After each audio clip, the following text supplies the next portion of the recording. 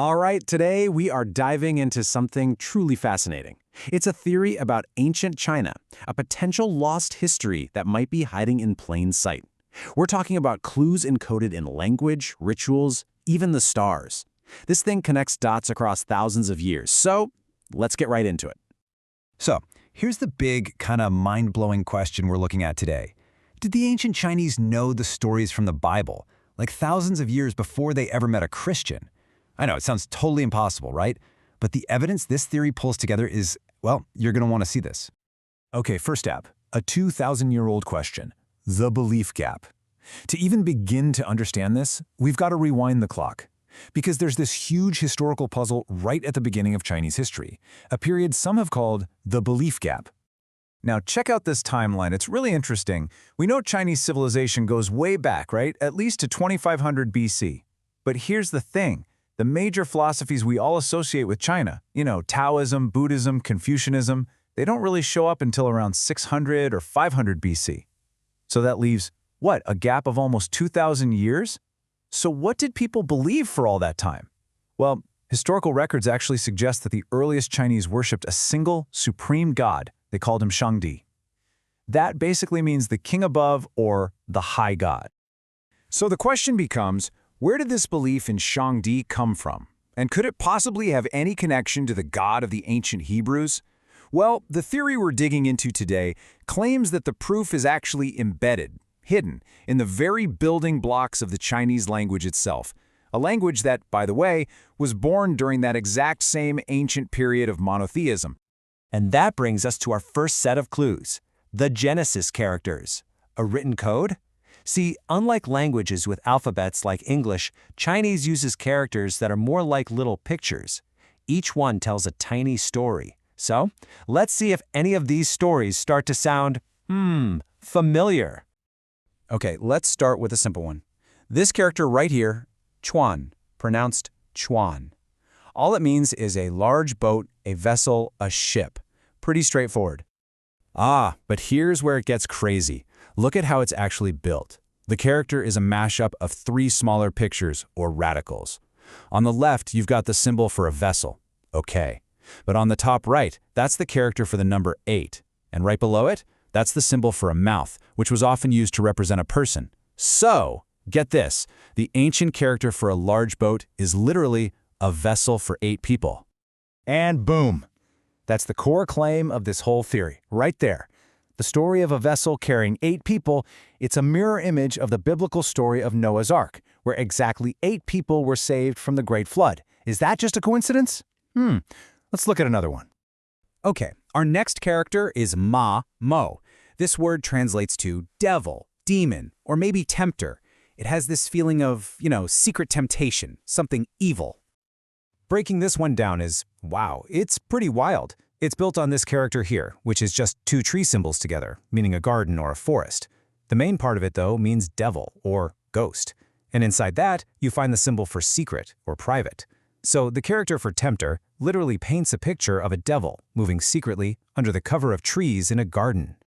And again, the parallel to the story in Genesis is just uncanny. You have the tempter, the serpent, secretly approaching Eve in the Garden of Eden, a place that's defined by 2 very important trees, the tree of life and the tree of knowledge of good and evil. All right, let's do one more character and see how this pattern holds up. This is the word ta, or ta, which just means tower.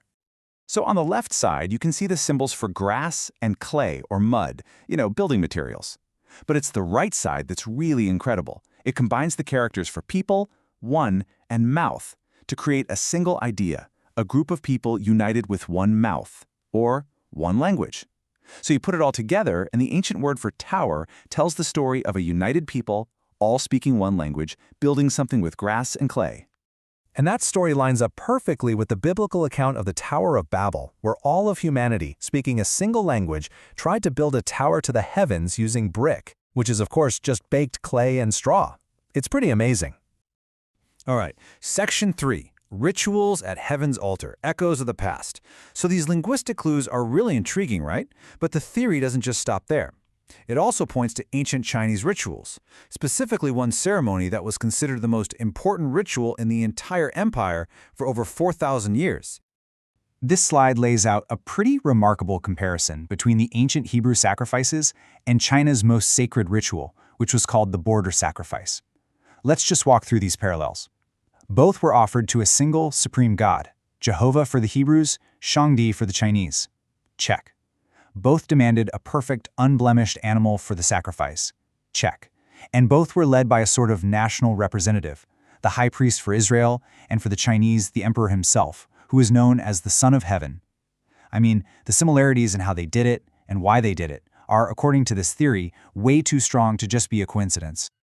Okay, let's move from the earth to the sky. Our next section, signs in the ancient sky, celestial witnesses. The third line of evidence for this theory comes from a place you probably wouldn't expect, the super detailed astronomical records kept by ancient Chinese skywatchers. Okay, so this is where the theory makes another really bold connection. It argues that Chinese astronomers, who had zero idea what was happening in the Middle East, actually recorded celestial events that line up perfectly with key moments in the New Testament. In 5 BC, for example, they logged a comet that shone for more than 70 days, which the theory links to the Star of Bethlehem. Then, fast forward to 31 AD, they recorded a massive solar eclipse, so big the emperor made a public declaration about it. The theory suggests this was the darkness that fell during the crucifixion. And then get this, just 3 days later, they documented a rainbow-like halo around the sun, which is interpreted here as a sign of the resurrection. Next up, the celestial cipher, a modern clue. So all the evidence we've looked at so far, the language, the rituals, the astronomy, it's all ancient. But the final piece of this whole puzzle is, believe it or not, surprisingly modern. So what could possibly be the final clue? What could tie all of this together in the 21st century? What you're looking at here is an image of what's known as a Bible code, or a Torah code. Now, this is a pretty controversial modern technique. Basically, researchers use powerful computers to scan the original Hebrew text of the Bible, looking for hidden messages. They do this by finding words that appear at equally spaced intervals, which can then be laid out in a grid, just like this one. And in one of these analyses, researchers claimed they found an absolutely stunning cluster of words. The search turned up the phrase, Name Shangdi El Rey, which basically means the name of God Shangdi, the King. And intersecting directly with that phrase, they found the Hebrew name Yeshua, which of course means Jesus or salvation. For people who support this theory, this is like a modern-day smoking gun, linking the ancient Chinese name for God directly to Jesus through this supposed hidden code. So, let's just recap for a second. This whole theory weaves together 4 totally different threads of evidence. You've got ancient Chinese characters that seem to be telling stories straight out of Genesis. You have imperial rituals that look a lot like Old Testament sacrifices. You have astronomical records that seem to line up with New Testament events. And finally, a modern computer analysis that connects the name Shangdi with Yeshua. Look, it's a very complex theory, and for a lot of people, a very controversial one. It's definitely not mainstream history, but it does make you ask a really compelling question, doesn't it? Could pieces of a shared ancient human story be encoded in places we have never even thought to look? And that's really the power of exploring these kinds of hidden histories. Thanks for joining me.